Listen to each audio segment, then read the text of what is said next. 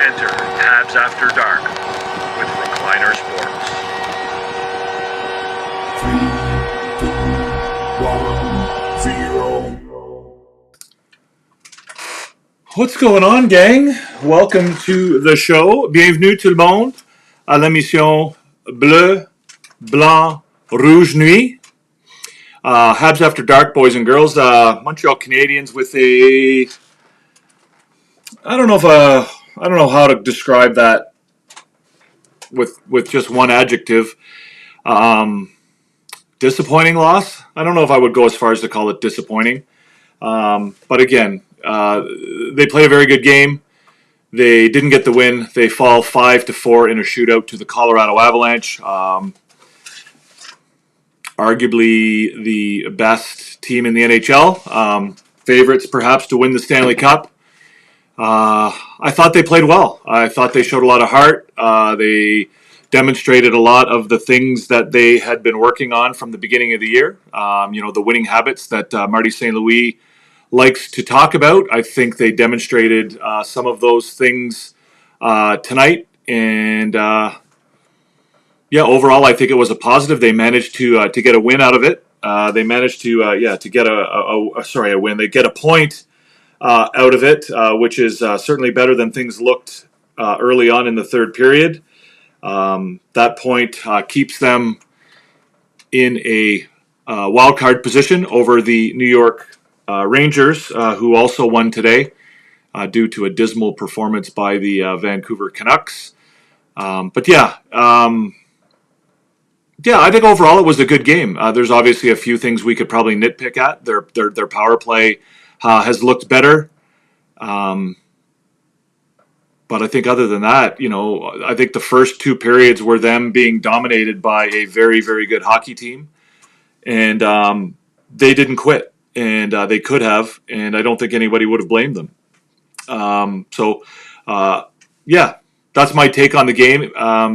This is Habs After Dark, everybody. If you're over on TikTok, you can come on over and join us here on YouTube. You can also join us on Twitch. I thought we were on Instagram, but I think that may not be the case. But tonight, I was trying something different. I tried to do the live on YouTube, Instagram, and Twitch. It looks like I'm on Twitch, but it doesn't look like I've made it onto the Instagram live. I must have done something wrong setting it up, and I will definitely fix that for next time. But anyways, guys, what are your thoughts on the game tonight? What did you think of that game? Are you with me on that? Are you happy with the way the Canadiens played? I know I popped into Coach Frenchie's live after the second period, and people were pretty down in the dumps a little bit over it. I saw several people referring to the fact that the game was over, and they weren't very happy about it. But again, I don't think that the Canadiens played a bad game tonight. I think the Avalanche are a very good team. They played very well, particularly in the first two periods, and I think they kind of overwhelmed the Canadiens a little bit. But the Canadiens, I think, in the third period kind of went out with the attitude of let's just go and put our best foot forward. And, they didn't seem to be intimidated in that third period by, an experienced playoff team. So, Anonymous, the result is not what we wanted, but the heart is. I agree 100%, Anonymous. Billy D, everyone will be trying that Devo shootout move now. Again, I'm sure there's going to be people who are going to question the decision to let Christian Dvorak take that shootout. But I don't know. It is what it is. I don't really have a major issue with the decision. If it were up to me, I probably would have picked somebody different. I probably would have gone with Lane Hudson. But it is what it is, and I'm not gonna quibble about it too much. Antoine says, great comeback for Montreal. They get a crucial point tonight. Yes, absolutely, Antoine. What's up, Entertap? Thank you for coming. I need a shower after that game. What a huge, huge point. It was an up and down game for sure. Definitely an up and down game. Definitely deserving of a beer. Another key learning opportunity. Absolutely, a great experience, right?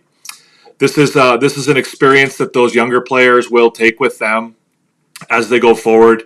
What it's like to play against a top level team in the league. they learned tonight that they can play with that level of hockey, right? They can compete with the Colorados of the world. A team that I think would be one of the favorites to win the cup right now.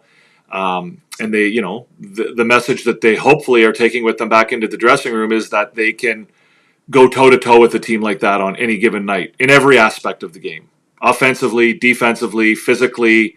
They're right there with that team when they play their best hockey. They're right there with any team in the league. So, great comeback, yes sir, Billy D. They never gave up. Also true, Gary. Right, that's a big difference from what we would have seen at the beginning of the season. Right, their ability to deal with some adversity, their ability to come back from a tough situation, their ability to not give up, right, to not quit, which is again, I don't think that I would ever accuse this team or any team of quitting per se, but certainly there were games earlier in the year where you might argue that they lost themselves a little bit and they kind of fell apart. They would lose their structure, they would get down, they would start to start to run around a little bit, and they did that to an extent tonight. But they caught themselves, right? They caught themselves before it went too far, and they were able to bring it back. There was a question over here on TikTok. No, not a question, just a comment. Said Habs had a great game. Yes, I think they did. I thought they played well tonight. Certainly, definitely in the third period. That's three pretty solid third periods in a row, right? Ottawa, New York, and then tonight against the Avalanche. So, incroyable. Avalanche have the talent to capitalize on their chances. Yeah, Avalanche is a very talented team. They're a well-coached team. They're an experienced team. They have great leadership on the team. They've got, arguably the best player in the world on their team.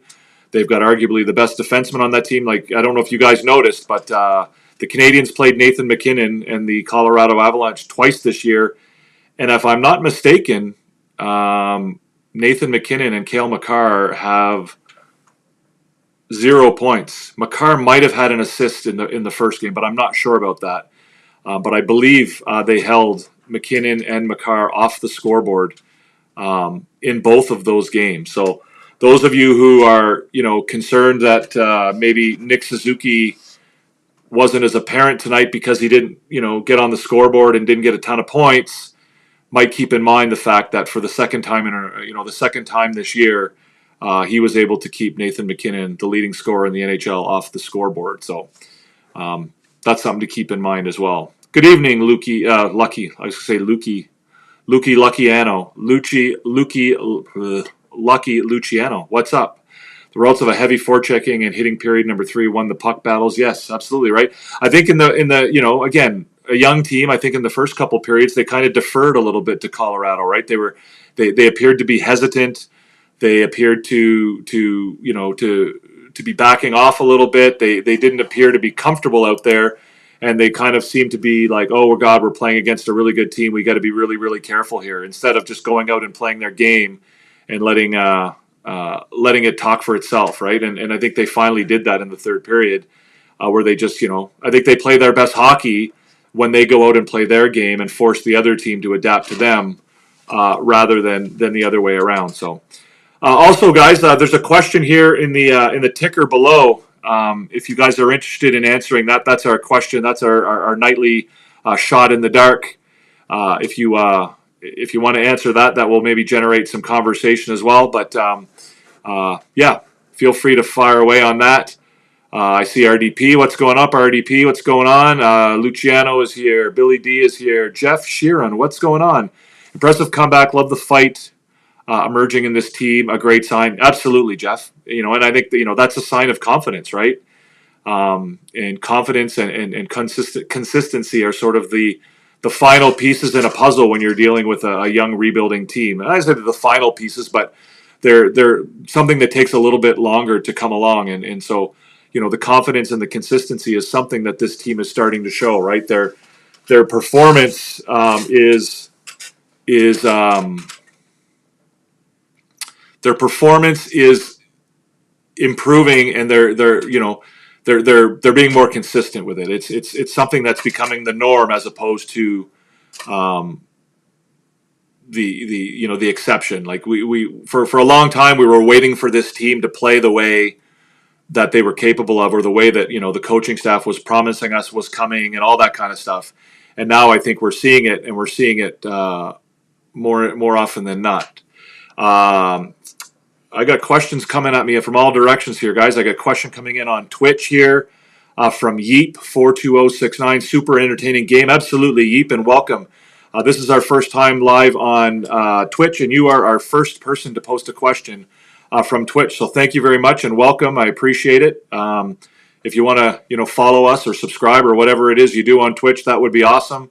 And welcome for sure. And we had a Bear on TikTok says Mike Matheson is the most underrated defenseman in the NHL. I don't know if I would go as far as to say that he's the most underrated, but I think he is very underrated. I think he's underappreciated even by Montreal Canadiens fans. I know there are a lot of people that were on him tonight. I think it probably was not the best penalty in the world that he took against Nathan MacKinnon. I don't think he made contact with Nathan MacKinnon's head, and I think MacKinnon put on a pretty good performance to get that penalty and even things up. But it still wasn't a very, very smart play. But overall, I mean, Mike Matheson has been a great contributor to the Montreal Canadiens this year, last year. He's a great player. Obviously, he makes mistakes, and everybody does. But he's a guy who plays 25 minutes a game, more than that on a lot of nights. And he's a guy who plays on the power play, plays on the penalty kill. And you saw him tonight. He really turned things on in the third period. I think he probably knew he struggled a little bit in the first two periods, and he certainly, made up for it in the third and in the overtime. Who do I think is more dangerous this playoffs, Habs or Sens? While neither of them have made are guaranteed to make the playoffs, user 838. I think that the Senators probably are a step ahead of the Canadiens right now. I don't know what you mean exactly by dangerous, but I would say that the Senators are probably a little more advanced as far as where they are on their the age, the experience, all of those things. But yeah, we'll see. There's a lot of road between now and then, and we'll see who makes the playoffs, and we'll see who is the harder out in the first round. Great comeback, but deceptive loss. Yes, Gislain. Deceptive. Deceptive in French and deceptive in English is a different word, right? Deceptive in English means you're fooling somebody, you're faking somebody. Deceptive in French means disappointing. But yes, je comprends, Gislain, c'est une déception. Le résultat final de le match de ce soir, c'est une déception. C'est certain. Canadian teams in order: Winnipeg, Toronto, Edmonton, Ottawa, Montreal, Calgary, Vancouver. So the question, guys, is rank the Canadian NHL teams in order of most likely to least likely to win a Stanley Cup. And that's Entertap's list. I'd be interested to see your list. I can live with your list, Entertap. I can live with your list. I think that's probably a pretty accurate one. Ghislain, Colorado does there. It's all good. Disappointing. No, deceiving. You mean disappointing, Ghislain, I think is what you mean to say. But it's all good. C'est une déception. C'est vraiment une déception le résultat final de ce match. Lane Hudson could give us a victory in the third. He shot Blackwell. Si tu veux demander la question en français, Ghislain, c'est parfaitement correct. Je peux vous répondre en français si tu veux. Lane Hudson could have given us a victory in the third. He shot at Blackwell instead of shooting with his back hand in the empty net. Yeah, maybe. I think there was a little bit more going on. Than that, but he had, definitely had a good opportunity for sure. I thought he played a very good game tonight. I think he struggled a little bit. I think he was a little hesitant in the first couple periods, but certainly turned it on. Toronto over Edmonton. He has Toronto over Edmonton, Luciano. His list is Winnipeg, Toronto, Edmonton, Ottawa, Montreal, Calgary, Vancouver. Why don't we get to the scoreboard, guys? Let's get to the scoreboard. Let's do that real quick, guys. Lots of scoring tonight. 8 goals, and then the shootout, of course. So we had obviously a 5-4 shootout victory for the Colorado Avalanche. The first goal of the game was scored by Sam Malinsky. That's just his 3rd of the season. The assists went to Kiviranta and Colton. Then the Avalanche made it 2-0 in the first period on a goal by Ryan Lindgren from Nelson and Lehkonen. Obviously, the new additions to the Colorado lineup were making a big difference early on in the game with Lindgren and Nelson getting on the board. Then Martin Necas made it 3-0 on a goal from Drouin and Nichushkin at 5:24 of the second period. And it looked like Colorado was going to run away with things at that point. They were kind of dominating most aspects of the game. But there was then a nice goal from Juraj Slavkovsky on a deflection from a Jaden Struble shot from the point. Slavkovsky really has realized how important it is for him to go to the net and play that role of deflecting shots and screening the goaltender. I think he has done that quite well. And so he scored that goal, made it 3-1, gave the Canadiens a little bit of a breath of life going into the intermission. And early in the third period, Brock Nelson scored for Colorado, making it 4-1. And it didn't look really good at that point, right? It looked like the Canadiens might be in trouble. Looked like the game might be out of reach. And, again, if you're taking the team from October and November, it certainly would have been over. But again, this team has really has demonstrated an ability to come back. I think I heard someone somewhere on a podcast that prior to the Christmas break, the Canadiens had not come back in any game all season. And now I think, since, January 1st, they've done it, 3 or 4 or 5 times where they've come back in the third period to either, tie a game or win a game.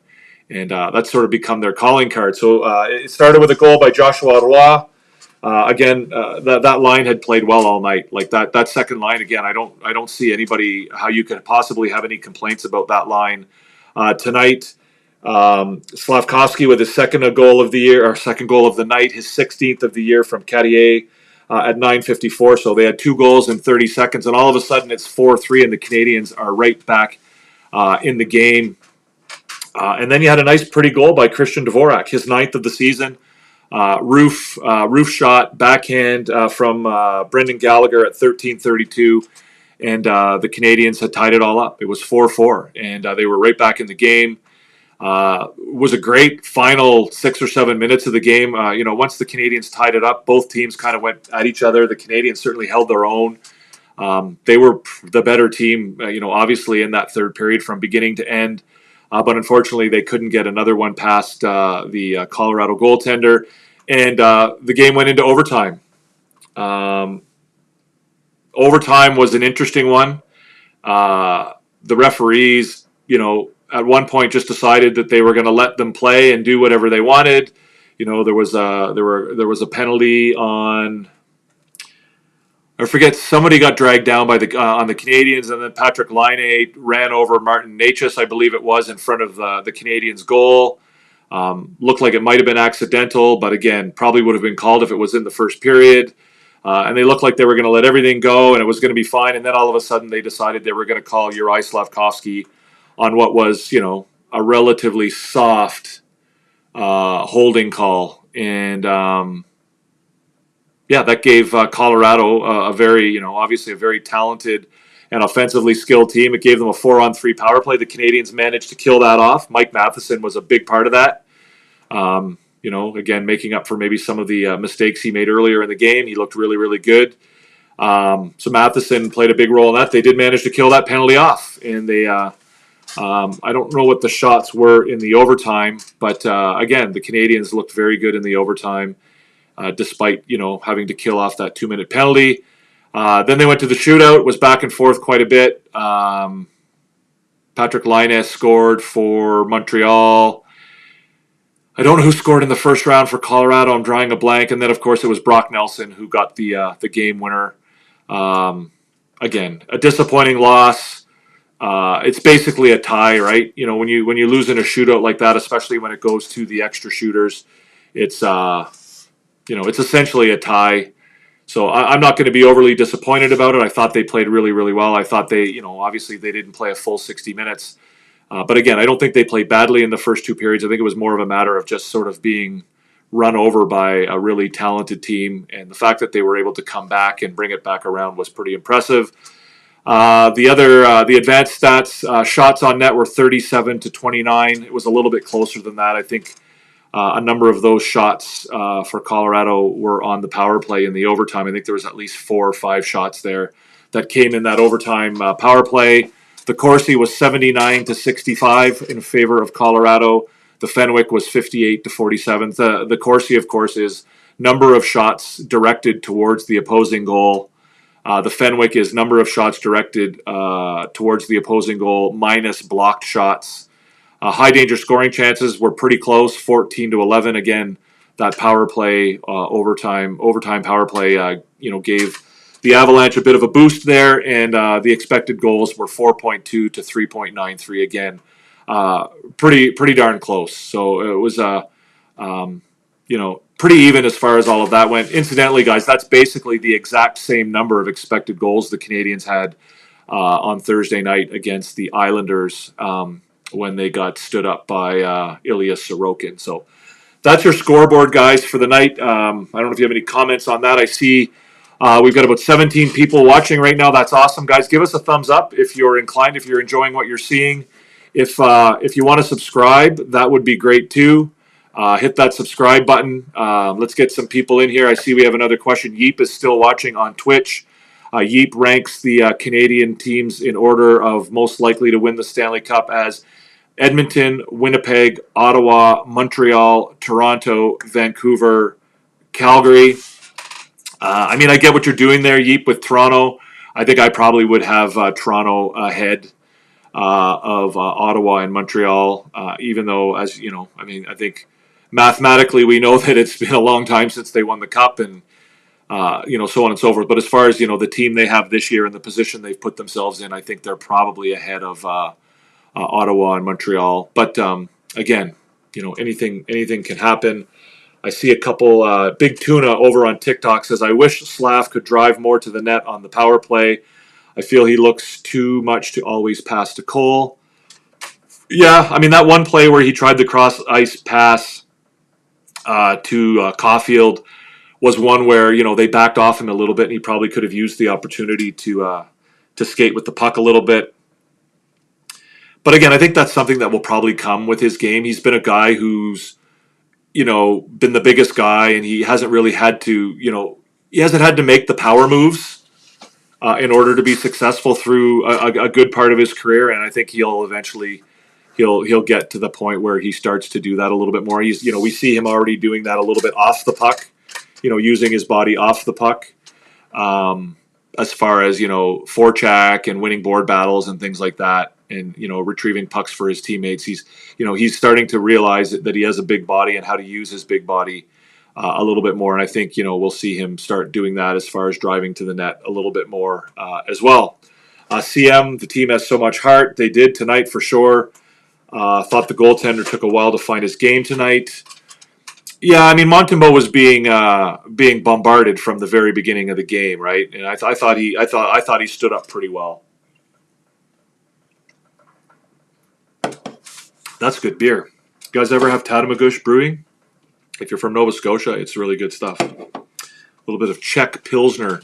Ghislain says, in the third, Lane Hudson was alone with Blackwell. If he Deke last time he would have took Blackwell by surprise and shot in the empty net, but he got surprised and tried to shoot it.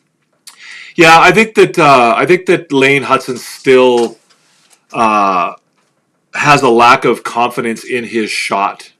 I think he has a lack of confidence in his finishing. I think you see him. Obviously defer to his teammates quite a bit. It works. Obviously, he's got 49 assists, I believe, on the year. I don't think he got his 50th tonight. Yeah, he didn't get any points tonight. But again, I think once he starts to get a little bit more confident in his ability to finish, whether it's taking a shot or whether it's like you say, making that extra move on the goaltender Ghislain, I think we'll see him. I think we'll see his goal numbers improve, and I think we'll see, I think we'll see a little bit more from him that way. But you're right. I just find that he hesitates a little bit to take his shot, right? And he's got a decent shot. He doesn't have a spectacular shot, and I suspect it's something that he's going to work on. His one-timer and so forth. But I think that he, once he develops a little bit more confidence in his own ability to finish, and it's not a matter of not deferring to your teammates. Obviously, that's a strength of his game. But I think that once he gets a little bit more confident in taking the puck to the net and realizing that he does have the ability to finish and put the puck away, I think we'll see good things from him. Claude Richard, A-Team, Matheson, Slav, Laine, Hudson. You have got 2 out of 4, Claude. 2 out of 4. By the way, great top bar shot by Patrick Laine in the shootout. Absolutely, he looked pretty impressive on that play. He looked pretty good tonight overall. I thought he had again another. This is several good games in a row for him. Antoine, they made a huge comeback in the third period. They have a 45% chance to make the playoffs. Yes, they that extra point has left them in a 1-point lead over the New York Rangers. I believe they have 3 games in hand. 3 new centermen and 2 new defense for Colorado. Yes, Colorado has revamped their team significantly this year. It is now points in 13 of last 14. I think that's right, Gary. I'll give you that. Karma was a bitch. The crowd called Blackwell in the third. He stood up in overtime. Yeah, okay. Yeah, but I think both goalies stood up in overtime. Again, like I said, once you get to a shootout like that, the game is basically a tie. I mean, you've got to give a point. You've got to give the extra point to somebody. But again, I don't think this is a game where you would go into the dressing room feeling like you lost, right? You went to 5 shooters or 4 shooters, 5 shooters, I think, in the shootout. So it's basically a tie game. Did Ottawa win or lose tonight? Looks like they won. Martin St. Louis is being interviewed right now. I'll be right back. Sounds good, Antoine. Natchez. What about Natchez? What about him, Ghislain? Enter A-Team, Slavkovsky, Struble, Hudson, and Suzuki. Honorable mention, Matheson. You have 2 out of 5? No, you've got 1 out of 5. You got 1 out of 5. 1 out of 5. Yeah, and I think that's 2 games in a row that Suzuki has held McKinnon pointless. And I think, and Entertap, you're probably in a good position to research this and let me know. I think that McKinnon and Makar were held pointless in both games by Montreal this year. The shots on goal. Natchez scored, yes, then Coyle missed, McKinnon missed, and then Nelson. Correct, Ghislain. C'est correct, Ghislain. Merci. Monty took a lot of heat on Coach's show, but he made some key saves in the third. He made some key saves in the first and the second. Come on. Who's giving him a hard time for that game? The shots... The shots were 16-6 in the first period, right? It's I don't get it. He made a number of really good saves in the first shot. And there's a lot of people who watched the shows who sort of deal more in emotion and don't really think about the long term. Montembeault faced 37 shots tonight. Again, he allowed 4 goals, but Wasn't impressed with Caulfield tonight. Thought he was dragging. Okay, I didn't see that myself. CM didn't see that myself. I thought that line played quite well. Again, like I said, they've been matched up against Nathan MacKinnon in both games against Colorado, and he has no points in either of those games. So, some games when the first line isn't maybe putting numbers up on the board as far as scoring is concerned, you should kind of give some consideration to their matchup and look who they're playing against. And some nights when they're playing against teams like Edmonton and Colorado and those guys are facing off against some of the best players in the league, their focus might get taken by the fact one they're defending those other players, and two, when those other players are on the ice, they tend to have the puck. So it's hard to get a lot of those offensive chances when you don't have the puck. And so when Nathan MacKinnon's on the ice, with his line, and when Connor McDavid is on the ice with his line, it's not as easy to have possession of the puck as it might be, when you're playing against, other players in the league. Yes, Caulfield, Suzuki, Laine, and Dvorak. Correct, Gislain. I think Slav can learn a lot watching Anderson play. Yep, I agree. Tatamagouche has good beer. Yes, they do. Tatamagouche sells a lot of beer in the NSLC, in the Nova Scotia Liquor Commission stores, but they also sell a lot more beer at their brewery in Tatamagouche. So if you ever do get a chance to go there, they sell like a bunch of other beers that aren't for sale elsewhere in the province. And I was there last week, and so I was able to pick up a few cans. And I'm going to drink a couple of them here tonight while I do the show with you guys. To be honest, Lane Hudson, first full year in the NHL, played a couple games last year. Yep. That is correct. We have 2 games in hand. Is it 2 games in hand? Okay, I thought it was 3. It was a 5-point game. 3 goes to Colorado and 2 goes to Montreal. Okay, not sure what you mean exactly by that, Gislain.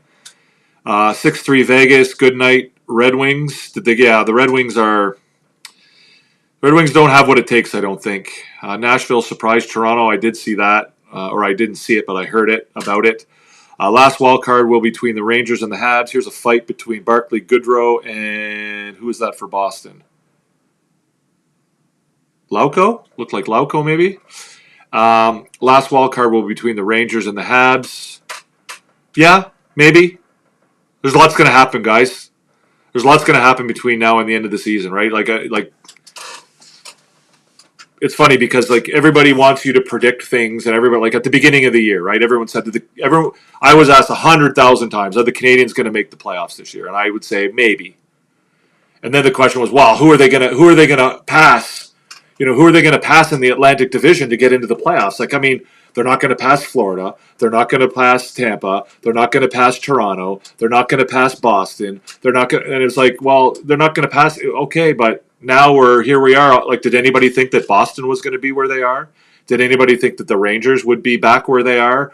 So it's you never know what's going to happen. You never it's easy to sit here and try and predict things, but at the end of the day, we really don't have any clue. About what could or could not happen, right? Nobody thought that the Rangers would be fighting for a wild card spot. We all thought they'd be, well entrenched in a playoff spot. Nobody thought that Boston would be out of the mix, essentially, at this point. So we'll see. We'll see what happens. Looking forward to seeing Montreal and Toronto on April 15th. Yeah, it should be a good game, CM.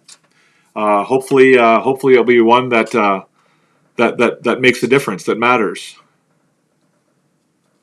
Oh, McKinnon and Makar had 1 assist each in their first meeting. Okay. I didn't think McKinnon did. I thought Makar might have. Bednar put McKinnon line against Suzuki line to reduce their offense tonight. The exception was Slavkovsky's 2 goals. Yeah. Again, I think that the Canadiens' first line probably got the better of the Colorado first line. Excuse me. Nathan MacKinnon, I believe, was a -2 tonight. Nick Suzuki, I think, was a +1. By the way, are we getting the same people telling us the best pick was Logan Cooley or Shane Wright? Yeah, again, it's just, people are going to make arguments, Gislain, and, like I said, here, I try to take an objective, rational approach to it. Best player out of those three right now, because they're all 19, 20 years old. And so there's still a lot of lot of water to go under the bridge with those guys. We don't know what they're going to become. Obviously it looked like Shane Wright, was going to struggle because he didn't really make it to the NHL until this year. He played in the American League, and now he's playing relatively well for Seattle. Logan Cooley has been a little bit more consistent than either of the other two, but Slavkovsky, I think, has shown more glimpses of greatness, I guess, if I can call it that. But at the end of the day, judging who is going to be the best of those three guys is not something you can do after such a short period of time. There's still a lot for them all to accomplish, right? What's up, Fitness King? The Habs have such an exciting future. Yes, it's great, right? I've loved the rebuild, right? Yeep. The rebuild has been really exciting for me. I know for some people it's been difficult, but I mean, if you follow along closely enough and you look at all the different aspects of the rebuild, then it's a really exciting place to be, and it's been an exciting thing to watch, right? Even when they were losing, there were certain ways of being able to follow this team that were really exciting. Watching the prospects, following the progress, even though they weren't maybe winning as many games as you would hope, the progress was still fun to watch. Over on TikTok, thoughts on the game tonight from somebody with no name. It was a good game. I thought the Canadiens showed a lot of heart coming back in the third period. I thought they struggled in the first two periods. Obviously, I think they deferred a little bit to a really strong Colorado team, and felt like they maybe didn't belong out on the ice against them. And I think once they finally figured out that they could play with them, they certainly did, and they made it really exciting down the stretch. Wi-Fi's brother is growing. Yes, Florian Jacki is having a great year in the American League this year, and hopefully he will play a part on this Montreal team down the road. Anything can happen in the playoffs, CM. You are correct. If you guys are over on TikTok, guys, and can certainly feel free to ask your questions over there, but you can also come over here to YouTube or to Twitch and check out the show over there too, and see all the graphics and all the other fun stuff. Do I think Montreal will be in the playoffs this year, Fitness King? We'll see, Fitness King. I think they have a very good chance. I mean, obviously they've positioned themselves in a place where they can do it. They have just as much a chance as anybody else right now. Can they keep up the way they're playing right now between now and the end of the season? If they do, I think they probably do make the playoffs. If they hit a little bit of a rough patch, they might not, right? And when you have a young hockey team, consistency is the key. And can they go out and play solid hockey in meaningful situations under pressure between now and the next 13 or 14 games, whatever it is there is left. So it is what it is. Boston overachieved last year in my humble opinion, but I wasn't expecting such a big drop off. I think they've overachieved for the last several years. I think their coaching was really good. Sullivan is a very good coach. I think they probably made a mistake in letting him go. But yeah, I think even the year that they had that record number of points in the regular season, I think even that year they kind of overachieved a little bit. Like they didn't really have a lineup that would make you believe they have that type of performance in them. So I think they have. I think you're right. I think they've fallen down to earth a little bit here now. They've lost a few players to retirement, and it's made a difference. And now they're kind of the rubber's hitting the road. And I don't know that the management team over there is doing a very good job of handling this, and we'll see what happens with the Boston franchise for the next few years. After Boston has been a relevant team in the NHL for quite some time now. It's been a long time since they've been a lottery team.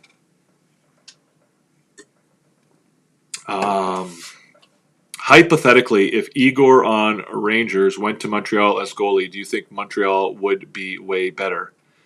I think any team in the NHL, or just about any team in the NHL, would be better if they had Igor Shesterkin in nets. I don't think that's a tough one. Does that mean that I'm not happy with the Canadiens' goaltending? No. But Igor Shesterkin is one of the three best goalies in the league.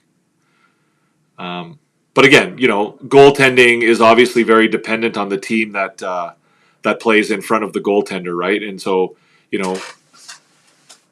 Shesterkin playing in front of Montreal or behind Montreal. I mean, is Montreal's defense better than the Rangers right now? Maybe. I don't know. But I think any team is made better when you add a guy like Igor Shesterkin to it. I mean, maybe you could argue that Winnipeg is probably better off with Hellebuck, but beyond that, I don't know that there's any team in the league that wouldn't want to have Igor Shesterkin on their team. Will Demidov be coming for the playoffs, do I think? No, I don't. First of all, I don't think he's eligible to play in the playoffs, even if he does get released from his contract in Russia. He's certainly not eligible for the NHL playoffs. He may be eligible for the AHL playoffs. I don't know how the rules work there. I don't expect that he'll come over. There's all kinds of weird stuff going on over there. I don't know exactly what. There's all kinds of rumors and speculation about, he's going to get bought out of his contract, or they're trying to force him to, or pressure. I mean, I think they are pressuring him to sign an extension. I don't think that he will, but there's all kinds of stuff going on there. But at the end of the day, I think what's going to happen is his contract doesn't expire until, I think it's April 30th or May 31st, whatever it is. It's either the last day of April or the last day of May. And when his contract expires, I would expect he'll make his way over to North America and start getting adjusted. And then we'll see him at the rookie camp. And then we'll probably see him we will see him hopefully at training camp. Unless something really unforeseen happens. I don't know what's going to go on, but I don't think he's eligible to play in the NHL playoffs if the Canadiens qualify for the playoffs, because he was not under contract at the trade deadline. Go Rangers, go! Yes, you're cheering for the Rangers, are you, to catch the Montreal Canadiens, Luciano? Yeah, Randy. I mean, again, you say they got to get wins, but at this point. It's not all about wins for the Montreal Canadiens, right? And, tonight was not a problem. I had no problem with the way they played tonight. They get a point out of it against one of the best teams in the league. I think this is all about experience right now for this team, right? The reason the Canadiens wanted to be playing meaningful games at the end of the season was not so that they could make the playoffs, although that would be nice because then it gives them an opportunity to play even more meaningful games. But, the reason they want to play meaningful games is because they want to, one, be able to assess their players. They want to be able to assess these guys and see how they perform under the pressure of meaningful games. And two, they want to get the experience. They want these players to get the experience of playing games that count at the end of a season, so that when they do, face that situation for real, that it's, not something that they're going into blind, right? They've been there before. They've seen it. They know what it feels like to step on the ice, in a big game on a Saturday night at the Bell Center, or they know what it's like to go up against, a Stanley Cup contender like the Colorado Avalanche, when they're, in a tight playoff race. They know how that feels. And so it's not a foreign concept to them when they have to do it, next time. Yes, if they make it, of course, Yeep. Colorado is tied with Montreal this year. 1, 3 points each, and 7 goals for yes. The Canadiens won in shootout last time they played, and then they lost in a shootout this time. Game-winning goal in the shootout last time they played Colorado, I believe, the much maligned Kirby Dach, everybody's favorite whipping boy. I think Igor deserves a better team than Rangers right now. Rangers have been letting him down. Rangers have bad D. Yeah, well, he just signed an 8-year contract with them, so that was his decision. He could have chosen to go somewhere else. Hab Wild, welcome. I think you're new here, so welcome. I don't think I've seen you here before, so it's great to have you. So thank you very much, and thank you for your question. It's pretty amazing. Most don't think Nick Suzuki is a 1C, but every team he plays against, he outplays the other team's top center. Absolutely. And I don't think it really bothers him that he doesn't get that recognition. I think he probably was a little miffed that he didn't get any consideration for the Four Nations face-off team, which he probably should have.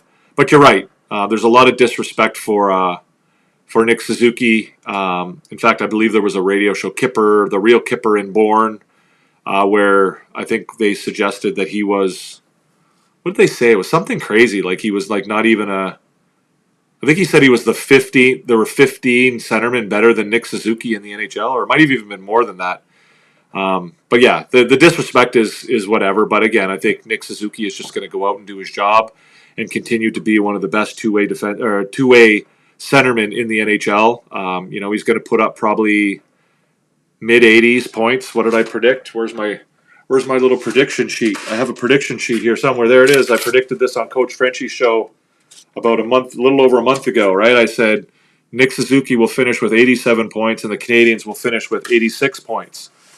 Hopefully the Canadiens finish with more than that, but we'll see. I don't know why it looks like it's so bright. My face looks so bright here tonight. I have to work with my settings on my camera. I look like I'm got like a sunbeam blasting on my face here. But welcome, Hab Wild, and thank you for the question. Do I think $11.6 million contract is way too much for a goalie? If I was GM, I would pay $12 million for a goalie if they only got scored on 30 times a season. I think $11.6 million is a lot of money for a goalie. I don't know about the rest of your comment about how many goals they would have. I mean, if you have the best goalie in the NHL, maybe you pay him that kind of money. But again, I don't know. A goalie is so dependent on the team in front of him.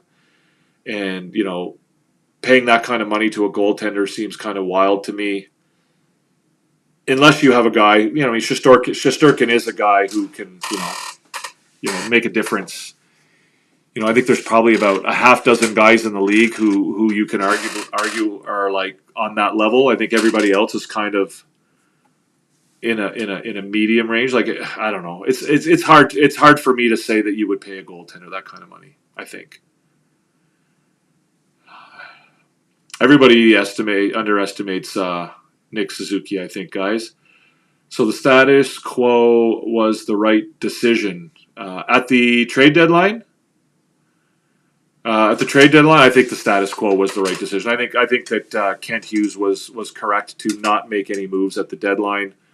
Again, I think if they end up losing Dvorak without any compensation in the offseason, I think that's not the worst thing in the world. I mean, they were only going to get probably a third-round draft pick for him, probably at best. Armia, I don't know. I mean, they could re-sign him if they can get him at a good deal. I wouldn't be opposed to that. I mean, I wouldn't be opposed to them re-signing Dvorak either if they can get, a good deal for him. But I think Seattle just scored. Yeah, is it 3-2 or is it 2-2 against Edmonton? Yeah, I mean, I think it was the right move. I think it was the right move to give this send this team the right message, to give them an opportunity to take a run at the playoffs with the group that they have. We hear Coach St. Louis and the management team talk all the time about the family, the family that's being built here and the atmosphere and the environment and the culture and the identity and all that stuff. And I think, in that sense, it was worthwhile to give them that opportunity. Are we getting the Joshua Roy we were waiting for? 2 goals in 2 games. Yeah. Again, I don't think I'm not going to judge Joshua Roy only based on his point production. I think for me, I think he's looked good. Like, not just because he's scoring goals, he's looked good the last 2 or 3 games. His line has looked good. He's shown some chemistry with Newhook and with Laine, both of whom have played better with him on the line. And, we often forget some of the credentials that Joshua Roy brings, right? He's a good hockey player, very good hockey player. And, it's just a matter of him figuring it out. And, sometimes it takes some younger guys a little bit longer. So, whether he gets there in time to be a meaningful member of this team in time, well, we'll see. I mean, you guys remember how well he played in the World Juniors when he was on a line with Connor Bedard, right? He's capable of playing with high-level offensive players. So, I think that combination with him and Laine could be an interesting one between now and the end of the year. if Joshua was the kind of guy, if he gets some confidence going, I think he can do some pretty exciting stuff. Yes, it's definitely getting excited. Joseph, welcome. Would you think that moving Laine to left wing to set up the 1T and getting him going 5-on-5 would be a good idea? Not really, Anonymous. I don't think it would make that much difference. If he wants to set up on one side over the other, I think he can do it anyway. I don't think that when you put somebody on the left wing or the right wing or center, I don't think it means what it I don't think it means what it meant 25 years ago, and I don't think it means necessarily what it means to, hockey at some of the lower levels, right? I think, you go out there and, you're not, just because you're on the left wing doesn't mean you stay, exclusively on that left-hand side. I think there's more, it's more dynamic than that today, and where you end up on the ice isn't sort of strictly defined by your position the way it might have been at one time. The A team tonight: Slav, Hudson, Matheson, and Struble. 1 for 4. 1 for 4 PLW. Anonymous, in the first period we played physical and they played fast. I think that's what set us back early. Yeah, maybe a little bit of that.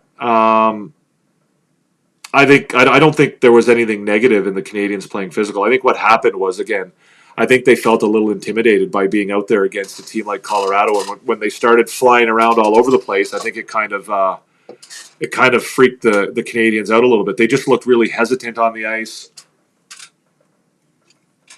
They just looked hesitant. They didn't look confident. They looked like they were, kind of trying not to screw up as opposed to doing their thing, right? They were letting Colorado play their game and responding to their game as opposed to, playing their own game and making Colorado respond to them. And then I think, in the third period, they kind of turned that around a little bit and realized that they had nothing to lose. And, I think that's a big lesson that they might take away from this game is that they, if they play that way from the beginning, they can certainly do some damage. Tap that subscribe button down below, guys. If you're not yet subscribed, please do so. We are trying to grow a community here for you guys to talk about the Canadiens. We do this show, Habs After Dark. Pardon me. We do this show, Habs After Dark, after every Montreal Canadiens game. And every Wednesday evening at 8 p.m. Eastern, we do a show called Habs Therapy Day. We are now live on TikTok. We are now live on YT, YouTube. We are now live on Twitch. And we are also not live tonight, but we will be live eventually on IG, on Instagram. And so we'll be available on all those places for you guys. And more than anything, guys, I'm doing this so that I can have good conversations with intelligent Montreal Canadiens fans, intelligent hockey fans. You don't have to be a Montreal Canadiens fan. I just like talking hockey. I like having objective conversations about hockey with people, getting away from some of the BS that we get on the internet and just having some good, fun, wholesome chatter about our favorite team and about our favorite sport. So if you're interested in being a part of that, then you could hit the subscribe button here on YouTube. You could hit subscribe up here on TikTok or follow, and you can do the same on Twitch as well. Much appreciated. We are trying to grow our community. The more we can grow it, the better. And the more fun and the more people we can have and the more people can join in the conversation. And if you are enjoying the content, hit the like button.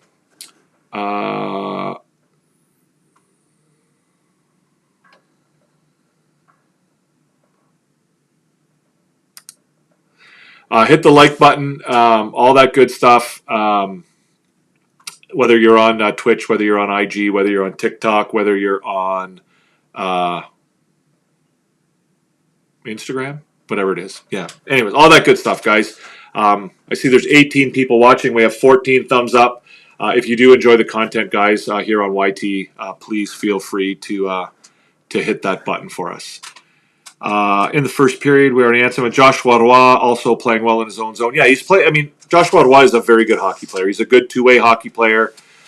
He's a smart hockey player. He has high hockey IQ. He has a lot to bring to the equation for the Canadiens. I think at this point, a lot of his, the reason he hasn't achieved or gotten to the level where perhaps people expect him to, has largely had to do with, just him not being fully confident in himself. And, once he gets there, I think we'll see pretty good things from him. You're right. He is young. I believe he's either 21 or 22, Billy D. Right. He played in the World Juniors with Connor Bedard. Right. So, I mean, obviously Connor Bedard is younger than him, but not by a whole lot. So that's kind of what we're, talking about as far as age is concerned. He's got a lot of growing to do and a lot of developing to do. And I think the Canadiens are going to give him a lot of rope and opportunity to do that. Colorado was fast in the first, took an early lead. They did for sure, Gislain. Yes. A-team, Roy, Laine, Wi-Fi, and Slav. There you go. You got 3 of 4, Billy D, I believe. Twitch is another platform, Anonymous. It's another social media platform. There is, it's Tristan. Is that the same Tristan? You're on Twitch, Tristan? I think Tristan was also over on TikTok before and has also been on YT with us here before as well. Canadian Cup contenders: Oilers, Leafs, Jets, Senators, Habs, Flames. So where are the Canucks on that, Claude? Are we leaving the Canucks out, or are they not even on the? They have no chance. By the way, I was looking, Sens fans podcast. The guys are more Habs and Leafs haters. Poor guys, instead of praising their own team. Yeah, I mean, there's a lot of that, Gislain, right now, and that's kind of what I'm trying to avoid here. Like, I don't want to ever turn this into a place where we all come and we dump on, other teams, or we dump on the Senators, or we dump on the Leafs, or we dump on the Bruins. Like, this is a place where, I'm certainly going to be able to speak objectively about those other teams. I'm perfectly able to talk objectively about the Toronto Maple Leafs. I don't hate the Toronto Maple Leafs. I mean, I'm a Canadiens fan, so in that sense, I obviously prefer my team, but I'm able to speak in a relatively objective way about the Leafs or any other team in the league. So that's kind of the difference between what I'm trying to do here versus what is typically available as far as this kind of content on the internet. Like if you go on TikTok and you go to the different people who are talking about their team, it's very much rah, rah, rah, my team's awesome, everybody else sucks kind of stuff. And they can't really have, objective, reasonable, rational, intelligent conversation about the team, right? Again, I maybe, I get in trouble here sometimes because I don't agree with people all the time. And, I'm more than willing to say my piece. And if I don't agree with you, then I'll let you know. But it's not going to be a situation where we all sit here and pat each other on the back about how great the Montreal Canadiens are. If they play a bad game, I'll tell you they played a bad game, right? If this guy, didn't play, and it goes the other way too, right? Sometimes, the Canadiens play a bad game and, all the Canadiens fans show up and they're, the sky is falling and they're all losing their minds and, whatever. And then, sometimes, I have to disagree with people about that too. So 3-2 for Edmonton. Looks like Jeff Skinner scored. A-team, Struble, Caulfield, Roy, Slav. 2 out of 4. No, I know what is meant like. That's the Twitch username. No, I know what it is. I meant like, what's the Twitch username?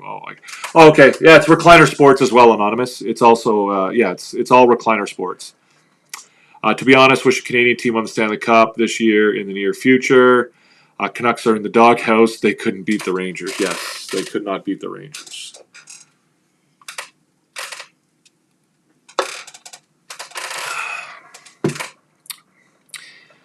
So do you want to do the A-team now, guys? Should we go to the A-team? Put you guys not out of your misery, but get rid of all the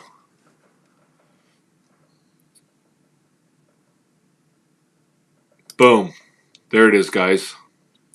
So tonight's A-team for the 22 March 2025 game against the Colorado Avalanche. The A-team is Joshua Roy, Alex Newhook, Yuri Slavkovsky, and Patrick Laine. All forwards. Not on purpose. I'm just realizing it now that it's all forwards. So Joshua Roy, as we've been talking about, he's had a couple good games, 2-3 good games in a row. That entire line has played well. he seems to be getting a little bit more comfortable in the NHL, and hopefully that will continue as things move forward. He looked good tonight. He got another goal. Again, it's not only about the goals. I think he's been playing well, not just because he's scoring, but just in general. I thought he's been playing well. And like I said, if that continues, I think we'll probably see pretty good things from this team. Alex Newhook also has played well of late. He's a little bit snake bitten right now. He's been getting multiple opportunities to score. And he just doesn't seem to be able to finish right now. He doesn't seem to be able to put that puck in the net, which is unfortunate because, he's a guy who's probably worked hard, and he has worked hard. It's evident that he's working hard, and he's been getting opportunities, but it's not paying off for him. And his numbers, offensively look pretty meager. And unfortunately for a lot of fans, that's all they really look at. And so he takes a lot of heat, I think, for that. From fans who don't really look a little bit deeper than just the goals and the assists. And I think he has played quite well since Christmas time, and certainly, since the Four Nations break, he's played really well. He's responded positively to being placed at center since the Kirby Doc injury, which, is something that has helped the entire team. It's not just about him, right? Like, that's been a bit of a revelation over the last few games, the ability of that second line to be put on the ice on a consistent basis and be able to contribute like they did tonight, like they did against the Islanders, and like they did against the Senators, right? So I think Newhook's been playing pretty good hockey, even though he's not, showing up on the scoreboard, in a way that, you might hope or expect. I think he's playing really good hockey. So just to complete that line, Patrick Laine, I thought, had another good game tonight.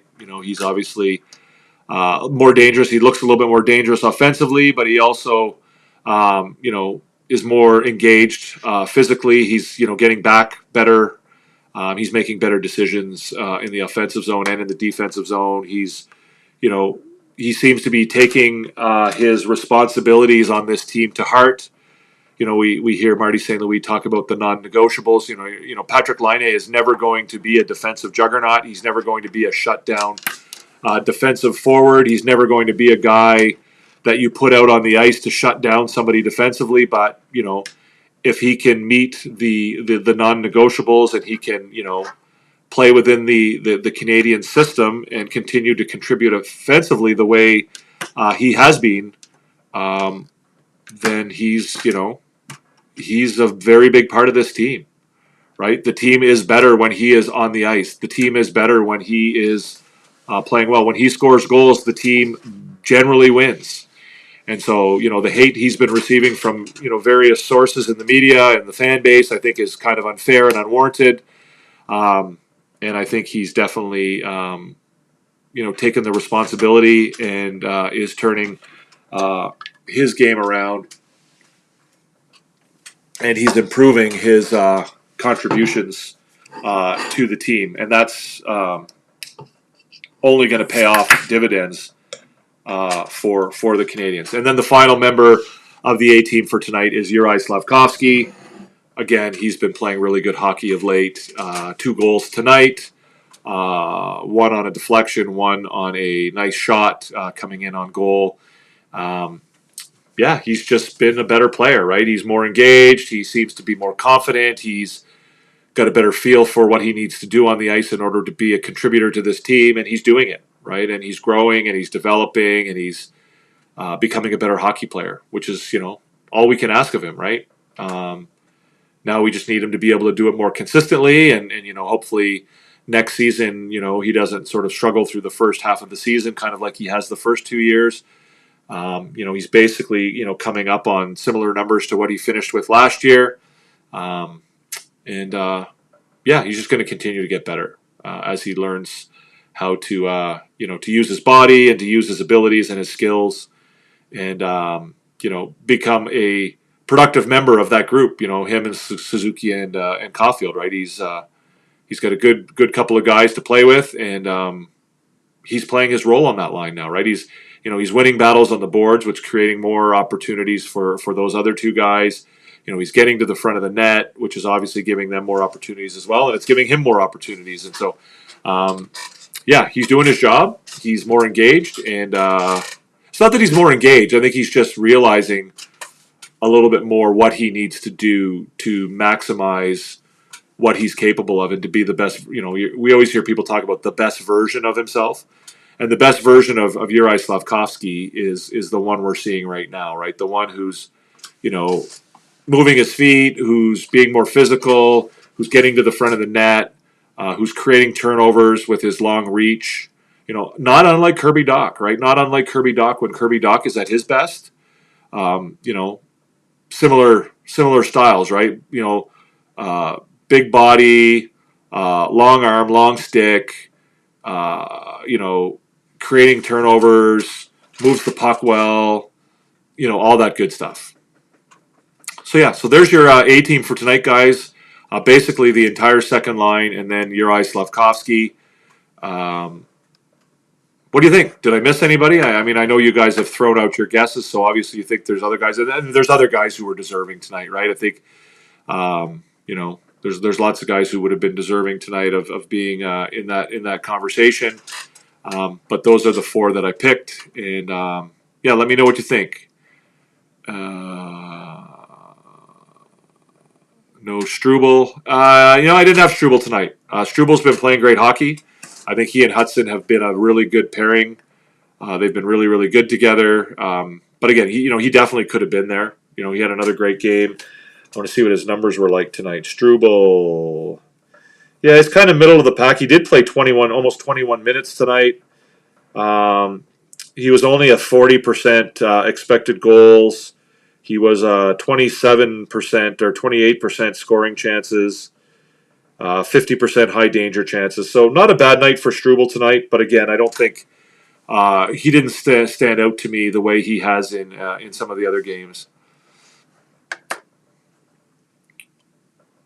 PLW, I like Newhook at center. I do. The Joshua goal gave us revival. Yes, it did for sure. It gave the Canadiens a breath of life. Without Newhook, no Josh Anderson or no Joshua Roago. You're right, absolutely. That whole line played well tonight. God, I love the Linus hit on Martin Necas in OT. Yes, he's lucky he got away with that. I think Line is just getting healthier, skates way better recently. Yeah, I think I think that's part of it too. I think he's getting his wind back a little bit. PLW. He's getting his cardio, his fitness back a little bit, but he's also, I think, he talks all the time about his confidence, right? And he's a guy who, when he's feeling good and when he's happy and when he's confident in his game, he's pretty hard to stop. And when he's down in the dumps and not feeling confident and not feeling good about himself, then his game drops off substantially. Not unlike Jonathan Drouin, right? Jonathan Drouin is another guy who, I know his game very, very well. I haven't watched him in, junior hockey. I watched him in Halifax. I know he took he had a rough go of it in Montreal, and the fans don't really think that highly of him, but he's an extraordinarily talented guy who, when he's feeling good and is confident, can do really, really special things on the ice. And he has been in Colorado because, he's in a better environment there for him. He's playing with his old friend and former teammate, Nathan McKinnon. And, he's in a good situation over there where, he's playing perhaps on a better team. He's got a coach who probably understands him better than the coaches that he had in Montreal. And he's in a better situation, right? And he just feels more confident and more comfortable. And, guys like that can thrive when they get put in the right situation. And I think, honestly, Jonathan Drouin would do a lot better with this version of the Montreal Canadiens than he did with the old Montreal Canadiens. And I think Patrick Laine is kind of in that same situation. I agree with the PLW says, I agree with the A-team. Just gave it to the three defensemen who had a great workload tonight. Yeah, again, there's workload tonight was Lane Hudson with 28 minutes and 51. So he was the most on the team. Mike Matheson, 26-34. And Jaden Struble with 20-36. Cartier with 21-22. So with the overtime,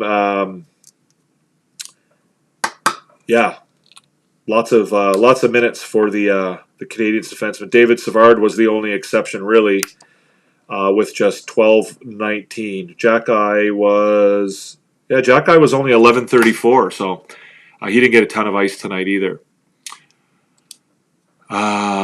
If you looked at the replay of that hit, it wasn't intentional. They ran into each other, and Line A just got. Yeah, no, you're right. I don't think it was intentional either, but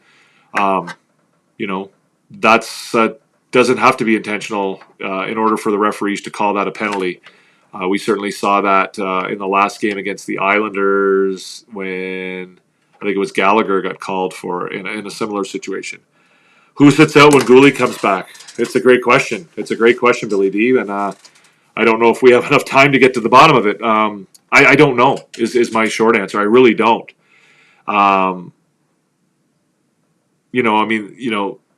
The obvious answer is Struble, just because he was the guy who came into the lineup when Goulet got hurt. But he's played so well, can you justify taking him out of the lineup?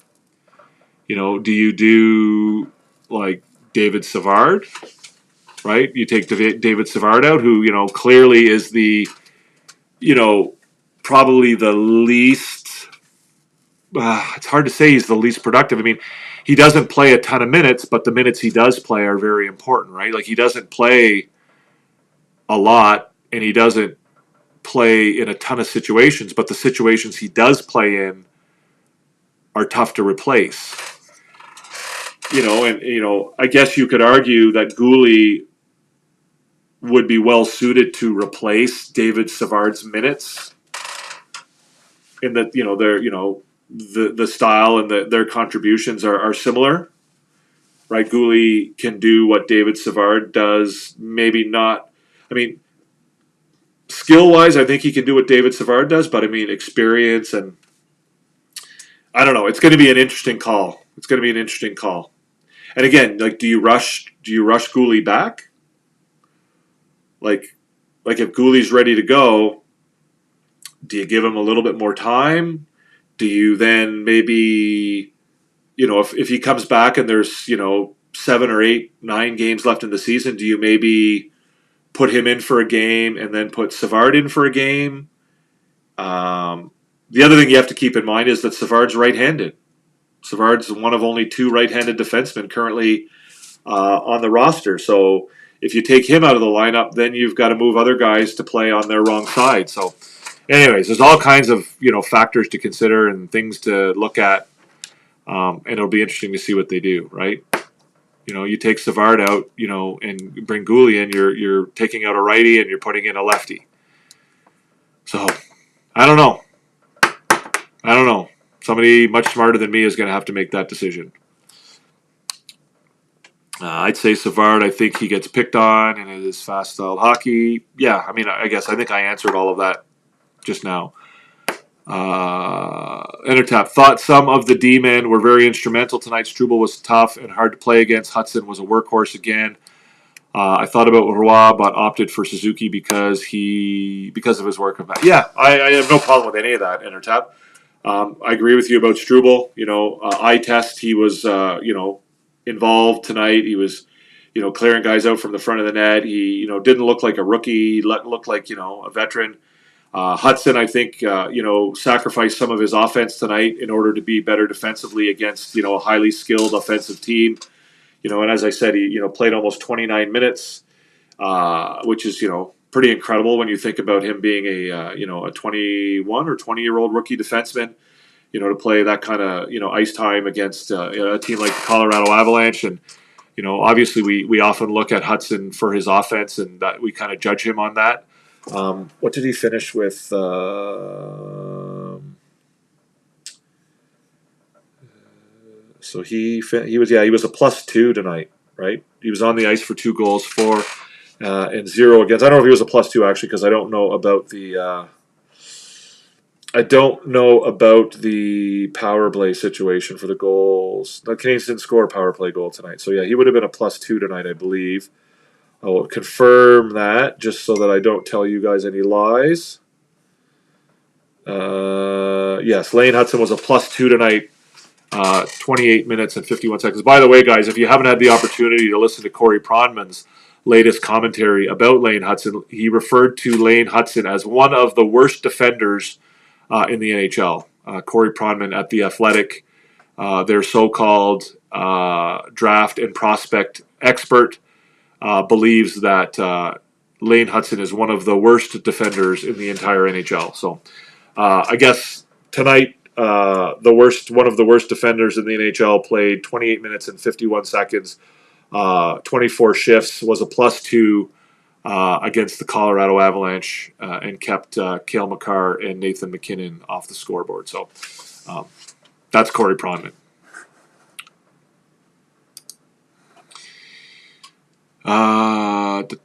Can't take Savard out. He is instrumental on the PK. Well, yeah, I mean, but you can't take Struble out either. I mean, you're gonna have to take somebody out who is contributing in a significant way right now.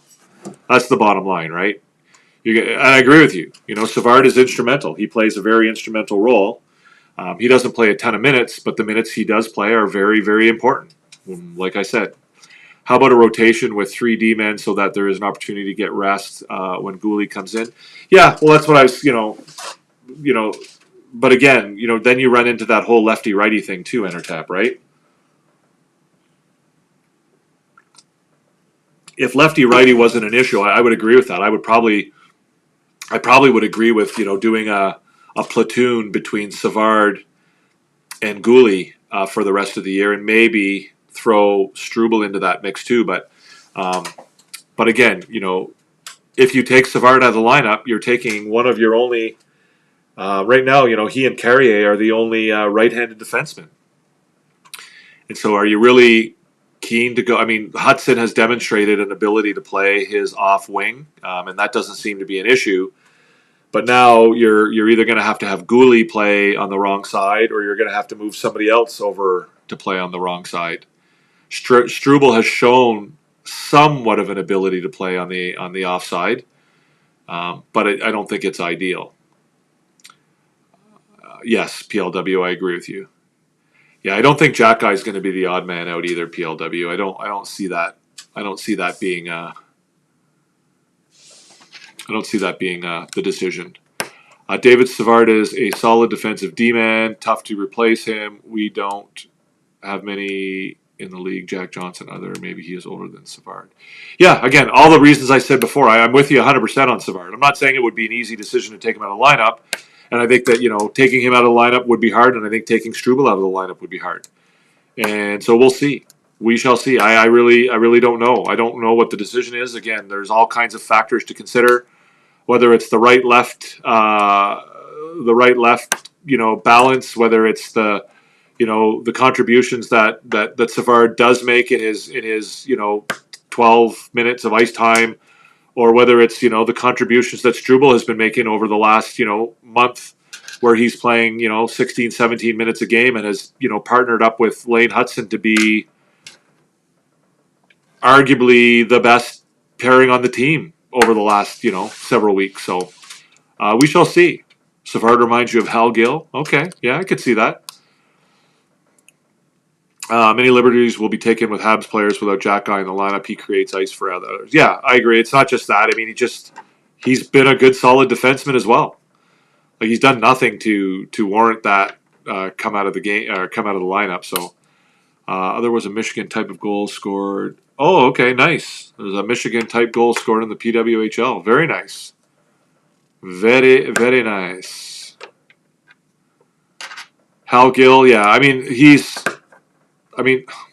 yeah, there's similarities there. It's again, I think Hal Gill takes a bit of a rough ride for, his time in Montreal. But anyways, it is what it is. Gouli can play both. Don't like it, but could work depending on who you rest. Gouli can play both, but he has played much better when he's on his left hand side. Right, when Carrier came to the team, that meant that Gouli could move over to the left side, and he definitely looked way better on that side. He definitely came around. He can, and I think like I said, Struble has shown that he can play on the right side as well.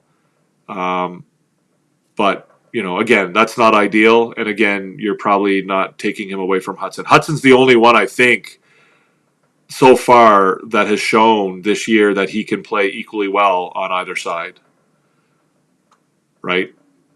So can do Goulet, Savard, then Struble, Goulet, then Struble, Savard, rotation.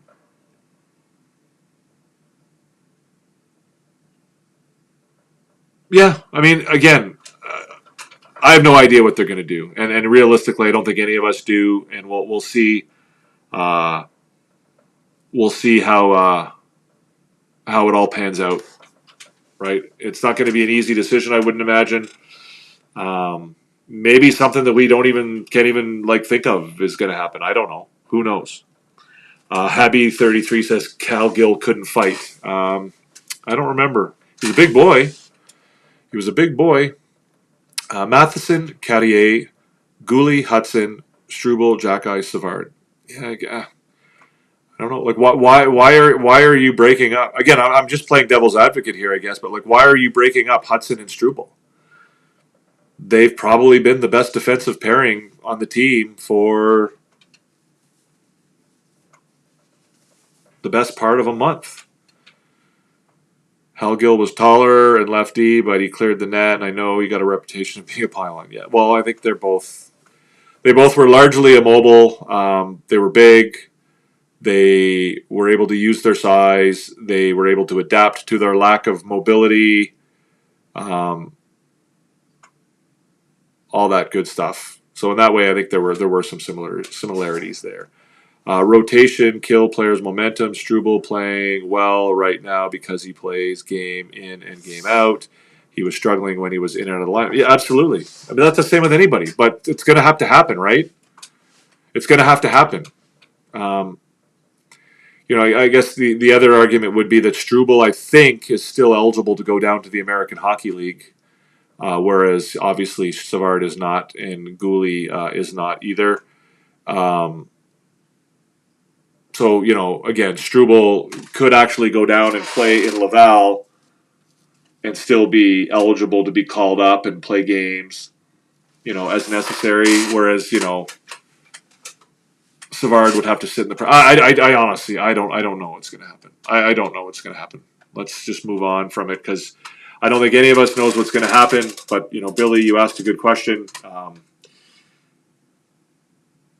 and I don't know. I don't know what'll happen. Either way, it looks like somebody who probably doesn't deserve to sit on the bench or come out of the lineup is going to end up coming out of the lineup, which is kind of unfortunate. Because Goulet was our best defenseman for the injury, you give him his role back until he proves otherwise. Yeah, I don't disagree with that. I mean, I don't know that he was the best defenseman prior to the injury, but I mean, you've got to give him an opportunity to come back. But again, because the other defensemen are playing so well, you don't have to be in any rush to bring him back, right? You don't have to, you're not, if he's ready to go on. One day, then, maybe you give him another week and just let him, get, I don't know. And, he's obviously going to be rusty coming back. He's not going to just jump into the lineup and go back to where he was when he first, maybe you send him down to Laval for a conditioning stint, right? Because, you can't send him down without waivers, but you can certainly send him down on a conditioning stint, right? You can send him down for 2 or 3 games on a conditioning stint. And that just kind of extends the period of time before you need to make a decision. I don't know. All kinds of stuff could happen, right?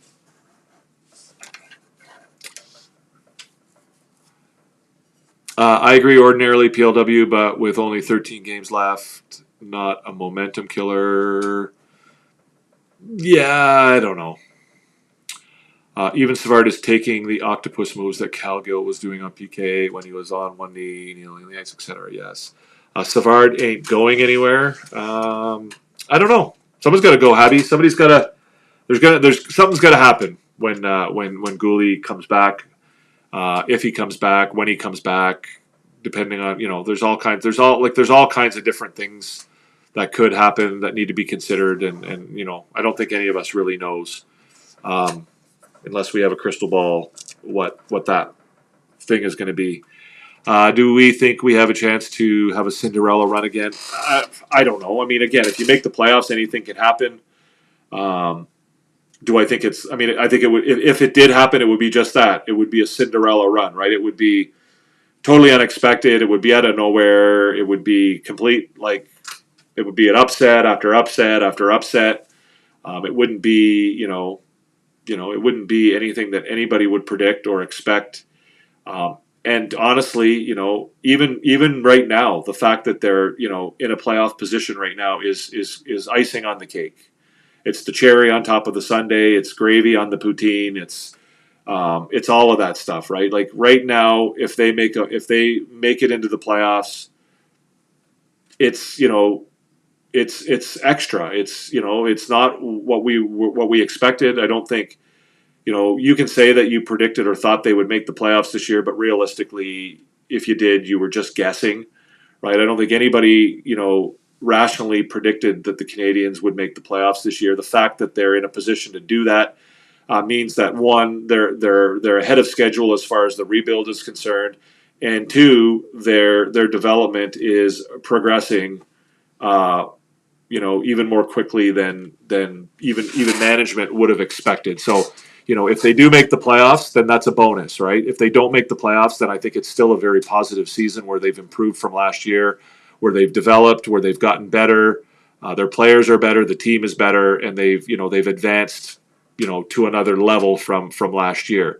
If they do make the playoffs, same applies, right? They've advanced even more than we expected they would, or even management even expected they would, and now they get the opportunity to experience playoff hockey and see what that looks like and what that feels like. They're obviously experiencing what meaningful games late in the season is like, and they're getting all of that experience. So, and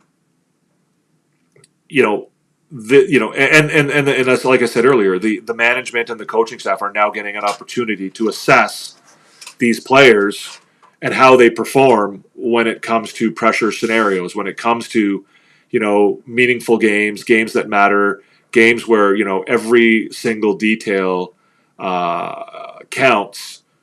How do these guys perform under those circumstances, right? Does Lane Hudson melt and disappear when things get hard? What does Arbor Jackeye look like when he plays in a game against one of the best teams in the league and a playoff spot's on the line? How do these guys respond to that kind of scenario? And we hear the management talking about how this is an assessment. This is the assessment stage. The first stage was amassing prospects and young players and whatever, and then now they're at the stage where they're assessing the players, and they're determining who are the guys that they're going to keep, who are the guys that are going to stick around with this team as they continue to move toward their ultimate goal, and who are the ones who don't make it. And frankly, the competition is going to be pretty serious. We just talked about the defense, right? We just talked about how tight the competition amongst those defense are, and it's only going to get tighter when guys like Mailloux and Engstrom and Kanyushkov and Reinbacher enter the conversation, right? Like who do you keep? Who do you keep, right? Like if Reinbacher comes into camp next year and lights things up, who goes? If Engstrom steps things up to another level, and he's a guy who you feel compelled to keep in the NHL. Well, who does he replace? Like the competition is going to be stiff, right? So it's right now it's an assessment period where the management and the coaching staff are assessing these players to determine which ones stay with the team and which ones they move on from. Tap that screen, guys. Tap that screen over here, guys. If you're watching on TikTok, if you're over here on YouTube, guys, again, I see there are 16 people watching. We have 16 thumbs up. Surely, I think there's probably some of you who have not yet hit that thumbs up button. If you do enjoy the content, please hit that thumbs up button. If you're not yet subscribed, we ask that you do that as well. The more people that subscribe, the bigger our family gets. and the more people we have that we can talk to. If you're over on Twitch, I know this is our first time on Twitch, and I don't think I have the ability to see how many people are watching on Twitch. I'll check it out after the show's over. But certainly feel free to follow us over there as well. That would be awesome too. Anonymous, no player is going into the playoffs not expecting to win a cup. Not saying it's going to happen, but I think we should have hope in this team and not just settle for the playoffs. Well, there's a big difference, Anonymous, between the players' expectations and the the management expectation, the fans' expectation. What I'm trying to say to you, of course, the players, every player in the NHL thinks that they're going to win the Stanley Cup, and that's their ultimate goal every year, 100%, and that you wouldn't want it otherwise. But at the end of the day, if the Canadiens, lose in the first round of the playoffs this year, I don't think you're a very good fan if your response to that is disappointment and that they had a failing season because they didn't make it past. This season is a success right now, right? Whether you're a player, whether you're a fan, whether you're a member of the media, whether you're the GM or whatever you are, this season has been a success, right? So when the season's over and you look back on it, when the season's over and the players look back on it, they'll view this season as successful. Will they view it as successful the night they get knocked out of the playoffs or the night that, they don't make the playoffs? No, of course, they'll be disappointed and they'll feel terrible. But when it comes time to assess the season as a whole after the fact, then it will be satisfactory. So I'm not telling you right now that I'll be happy if they don't make the playoffs. What I'm telling you is that this season overall will be successful whether they make the playoffs or not. And I think that anybody with a reasonable approach to this team would say the same thing. Engstrom scored an incredible goal today. Okay, did Laval play today? I didn't even know that they played today. Shows you where I'm at. What was the score? Let me AHL.com.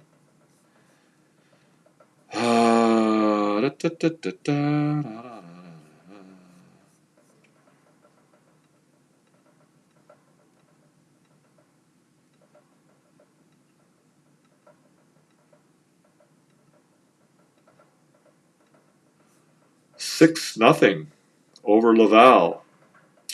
So it's another shutout. Was it Caden Primo tonight, or was it Mr. Connor Hughes? Connor Hughes. Yes. So we have Gustav Lindstrom with 2 assists, Alex Barré-Boulet with 2 assists, Sean Farrell with 1 assist, Tyler Wotherspoon with a goal, Laurent Dauphin with another 2 goals, Lucas Condata with an assist, Philippe Méjard with 2 assists, Jared Davidson with 2 goals, Adam Engstrom with a goal and an assist, and Owen Beck with an assist, Florian Jacki with an assist, and Xavier Simoneau with an assist. 29-11 were the shots on goal. Yikes. Cleveland was held to 2 shots in the first period, 3 shots in the second period, and 6 shots in the third period. That is not a very impressive performance by the Cleveland Monsters. Yeah, 11 shots in a 60-minute hockey game is not going to win you very often unless you're the New York Rangers and you're playing against the Vancouver Canucks. So, yeah. What went on in the NCAA tonight? Was there any... Sam Harris was playing. I know he had a goal last night. Let's see if... I'll give you a little update on the NCAA, and then we can shut things down, guys. If that's okay with you. Live scoreboard. Bentley and Holy Cross, Cornell and Clarkson, Denver and Western Michigan are in overtime. 3-3. Denver goals by... Jake Fisher, Eric Polkamp, and Zeev Buyam. No points for Mr. Harris.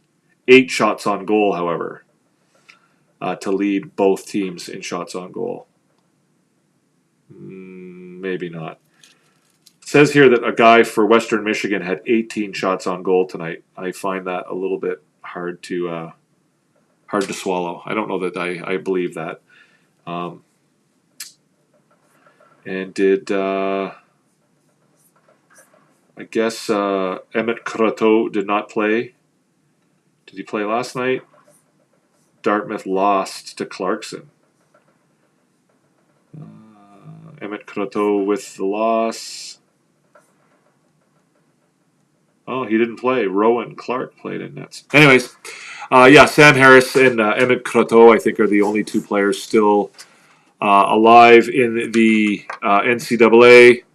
Ivan Demidov played today with no points. Inconsistent ice time for him, even though he did get moved up to the second line. He has struggled. It was their last regular season game. Of course, the coaching staff had said that they were going to scratch him for each of the last two games. That didn't happen. We'll see how things go for the playoffs. And that's your prospect update, guys. I'm pretty sure the Habs only got like 3 shots in the first period tonight, too. They actually had more than that, but we will tell you exactly if you would like the number. The Canadiens had 5 shots on goal in the first. They had... sorry, that's a lie. They had 6 shots on goal in the first. 6 in the first, 10 in the second, 11 in the third, and 1 in the overtime. And then Colorado had 16 in the first, 7 in the second, 7 in the third, and 7 in the overtime.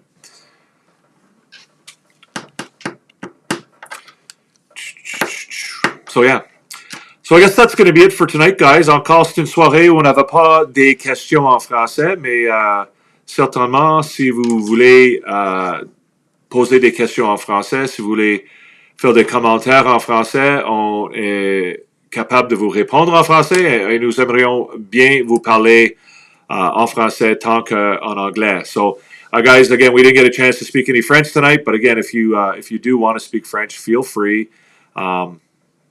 Fire away in French. I'll do my best to answer. If I struggle, I'll turn back over to English. But I'm certainly willing to do that. Yes, there was anonymous in the first period. There was a 10 minutes. It was about an 8.5, 9-minute period where they didn't have a shot on goal. So that's it for tonight, guys. Again, it's a 5-4 loss by the Canadiens in a shootout to the Colorado Avalanche. Not a bad performance by the team. A little bit of a struggle through the first 2 periods, but certainly a very strong performance in the third as well as the overtime. Shootout loss, essentially a tie. Nothing to hang your head about tonight. I think the Canadiens continue to play good hockey. They are back on the ice against St. Louis on Tuesday. Should be an interesting game. St. Louis has played better of late, and they will be a tough matchup. We'll see how the Canadiens respond. They get a few days off here now, which will be nice, and they should get a chance to relax and chill out. But I look forward to seeing that game. Listen, guys, if you're not part of the family yet, if you haven't subscribed, if you're watching in a replay, or if you're watching live, feel free. The button is just here down below. Hit the subscribe button. Become part of the family. Become part of our community. We're trying to build a community and a place where people can come and talk about our favorite sport and our favorite team. And the more people that join us, the better. If you are here and you have friends or other people who you think might like it here, who you think might enjoy, listening or talking or being a part of this. Again, I don't want to talk at you guys. I want to talk with you guys. So, the more questions and the more comments, the better. Tonight's 150 comments. It's a pretty good, solid night. We've got 16 thumbs up. If any of you haven't yet hit that thumbs up button and you are enjoying the content, then I please ask that you do that. It does certainly help us. It sends the message to YouTube that we're a show worth watching, and they'll certainly spread the word to others about us and maybe put us on the algorithm a little bit. So that would be awesome too. So thank you very much, guys. I do appreciate it. PLW, Ghislain, Billy D, merci beaucoup, Anonymous. I think Entertap is probably hanging around in the background there somewhere. Who else was here? We had a bunch of people in here tonight, guys. Some new people over on Twitch as well. Thank you for the thumbs up, guys. Claude Richard was here. Tristan was over on Twitch. Yeep was over on Twitch. Joseph Felice. Hab Wild Fitness King 101. Randy N was here. Awesome. Luciano, of course, popped in after Coach's show. Gary Conway as well. Who else? Antoine Bouchard.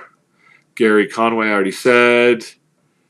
Yeah, a whole bunch of you guys. It was awesome. It was a great show. I appreciate you guys. It was fun chatting with you.